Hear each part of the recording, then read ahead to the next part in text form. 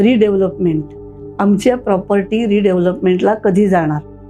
खरं तर ह्या प्रश्नाचं उत्तर जे आहे ते मला एक्झॅक्ट सांगता येत नव्हतं. त्याचं कारण काय आहे की रिडेव्हलपमेंटमध्ये खूप लोकांची नशीबं गुंतलेली असतात. जिला रिडेव्हलपमेंट जिच्या सोसायटीची व्हावी अशी इच्छा आहे त्या व्यक्तींनी जवळच्या गणपतीच्या देवळात जायचं. त्यांनी स्वतःचा सगळा ॲड्रेस, स्वतःची इंट्रोडक्शन सगळी गणपतीला द्यायची आणि सांगायचं की आमची जी सोसायटी आहे ती लवकरात लवकर रिडेव्हलपमेंटला जावो. ही फक्त पहिल्या दिवशी प्रार्थना करायची. त्याच्यानंतर तुम्ही फक्त त्याच गणपतीचं दर्शन घ्या.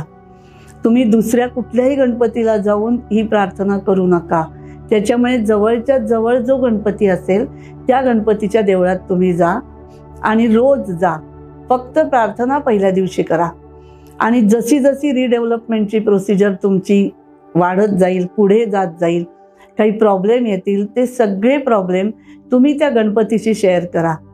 आणि ज्या वेळेला तुमचं रिडेव्हलपमेंटच्या सोसायटी जाईल आणि तुम्हाला असं वाटेल की आता हे फायनल झालं, आपलं आता रिडेव्हलपमेंट होणार, ॲग्रीमेंटवर सह्या होतील, त्याच्यानंतर तुम्हाला त्या ॲग्रीमेंटवर सही करून तुमचं घर सोडून तुमचं परत तेच घर मिळेपर्यंत जो काय काळ असेल त्या काळात तुम्ही अष्टविनायकाला जा आणि जे फळ, एकच फळ अष्टविनायकाला ठेवायचं.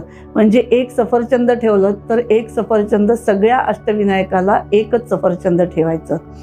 तर रिडेव्हलपमेंट जे आहे ते जे माझ्या ध्यानात उत्तर आलेलं आहे ते गणपतीच्या आशीर्वादाने लवकरात लवकर होऊ शकेल